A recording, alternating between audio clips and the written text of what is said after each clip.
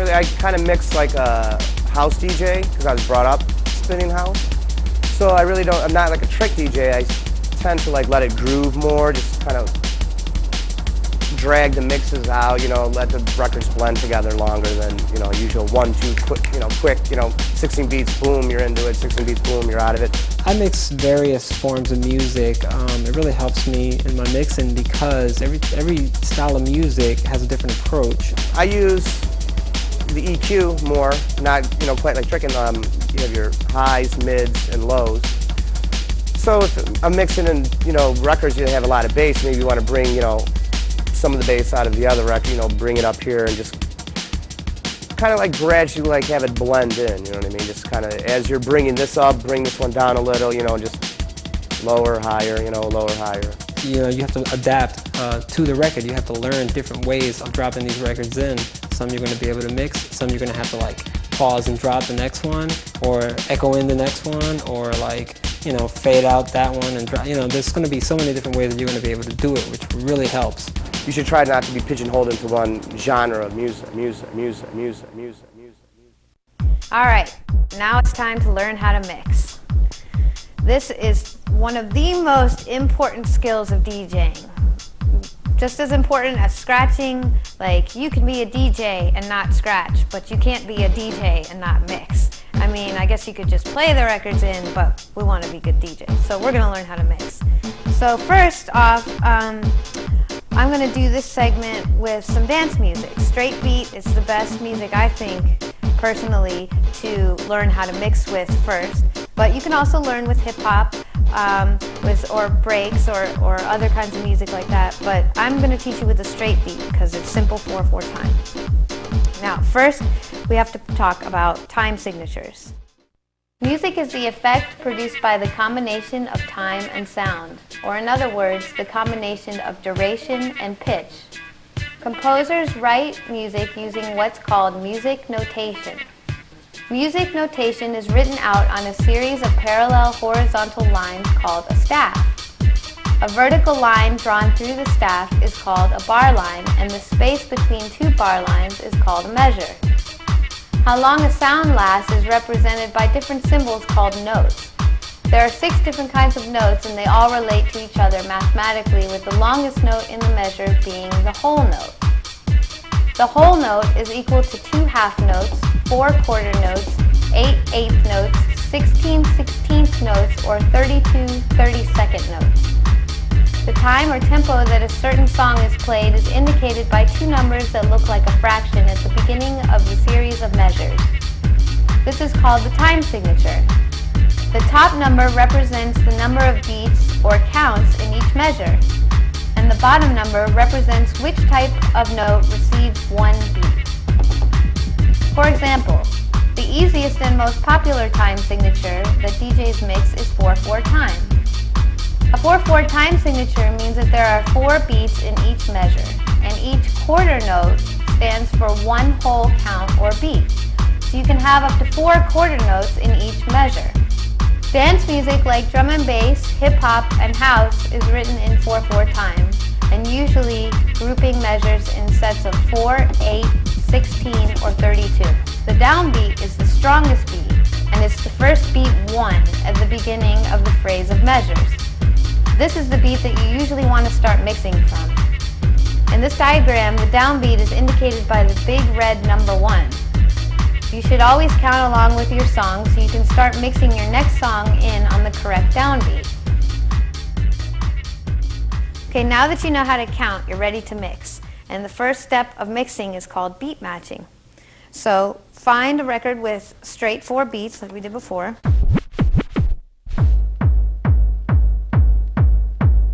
Really empty, easy.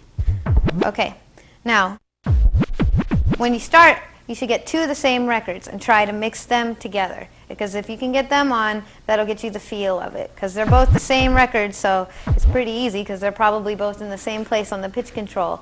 But it's very important for you to learn to differentiate for the 2 sides. So you're going to have to learn to first cue up the record in the headphones. So you want to plug in your headphones.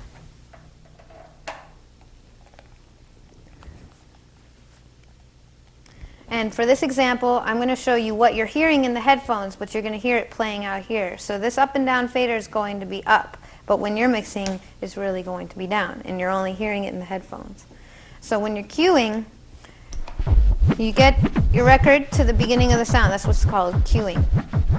And you hear it right there. It's at the beginning of the sound. You don't want to start it later because then it won't start on beat. So you want to start it on 1. And then you practice mixing in the other record that's the same.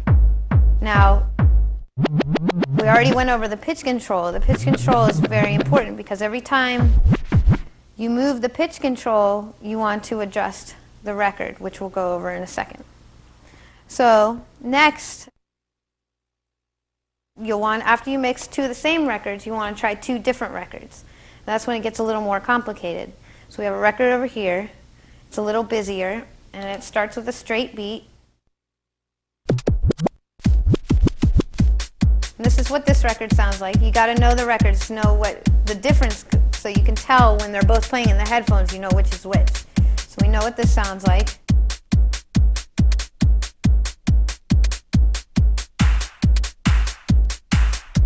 Okay, and then we got this one over here. It sounds like this.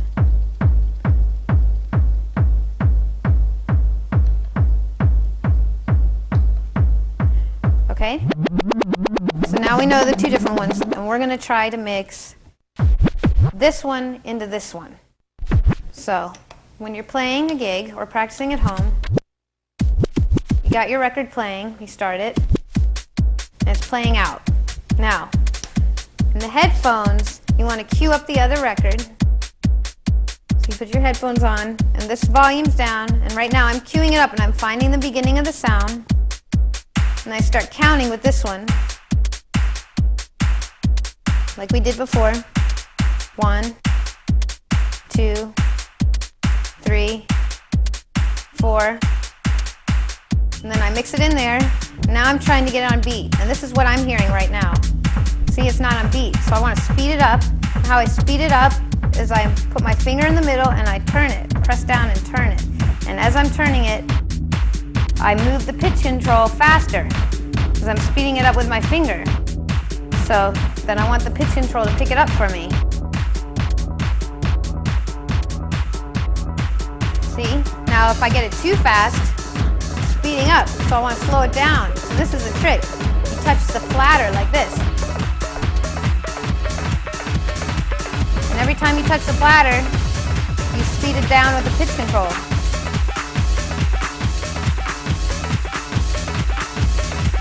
And none of this anyone can hear out there because all they're hearing is this. And you're mixing in your headphones, so they can't hear. Helps to nod your head too, because it helps to keep the beat. Can you hear the difference?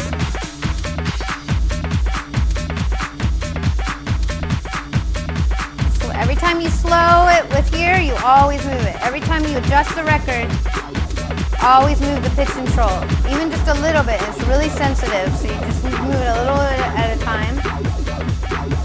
Okay, so now it's mixed. So now we want to, or it's on beat, it's beat matched.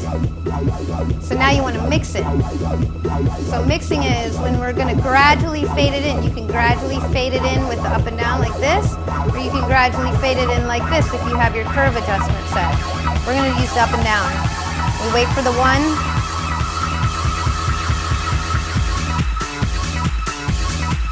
Mixed it in on 1. See, this is what I'm hearing in the headphones, but no one else can hear that. And I'm going to slowly fade it in.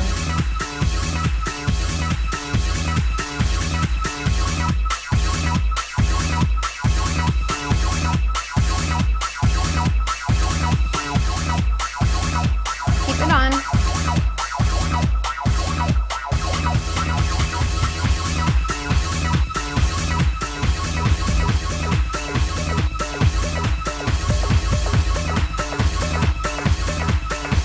Both on.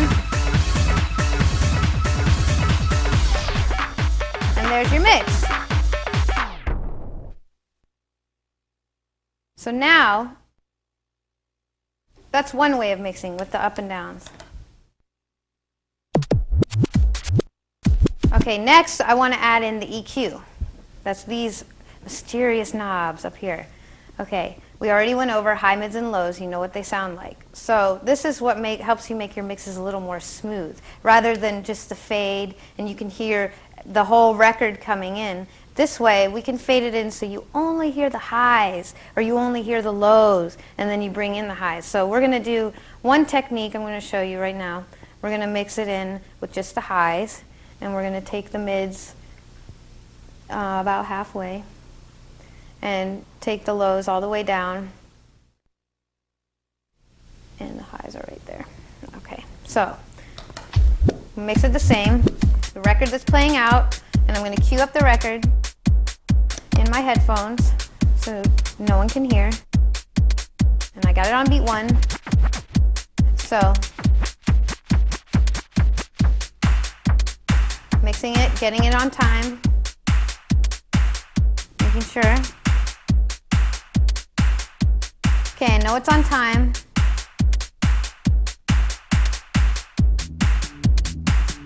So next,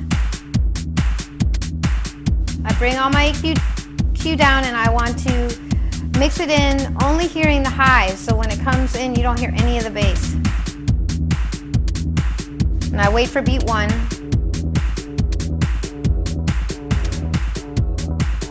Sometimes records break down and build like this, and you can mix it in there if you want, but it flows a lot better if you wait till after the bridge or after the build, because it progresses. Otherwise, it doesn't fall right, or it may sound good, but you have to play with it beforehand, make sure. Okay, that was a 1.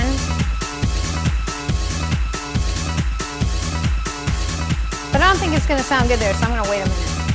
It's another thing about mixing. You want to wait till it feels right, wait till it sounds right. Okay, I think I'm going to bring it in soon. All right, coming up. I'm waiting for the 1. 3, 2, 1. See, I brought it in there. Only I can hear it. And I'm bringing it in. And all you can hear is the highs. You can't hear the lows.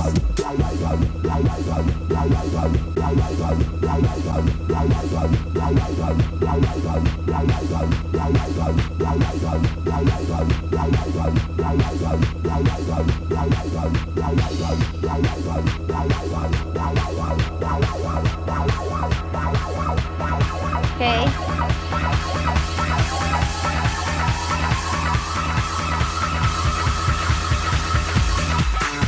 Now I'm going to slowly bring up the highs a little more. Slowly bring up the mids. And then gradually bring in the bass. The bass is the most sensitive.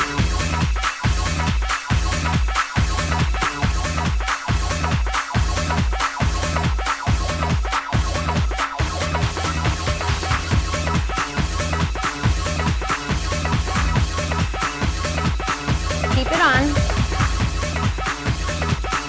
And as I'm bringing up the bass,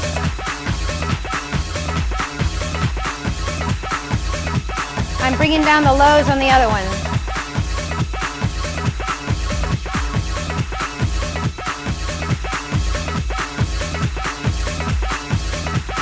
Kind of switching them out.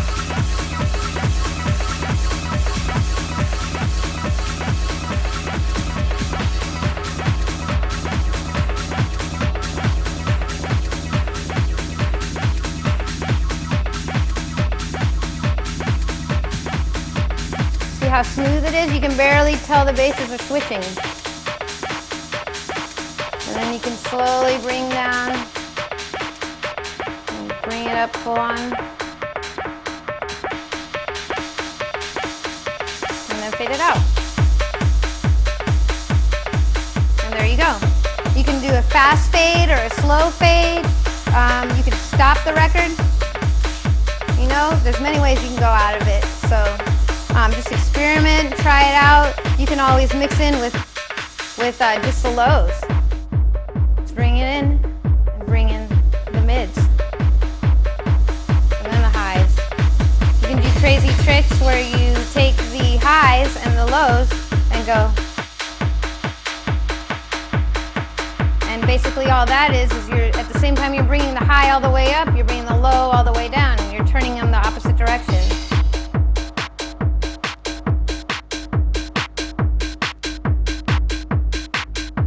Or you can do it with the mids and the highs, and you can do it slow. It's a cool effect.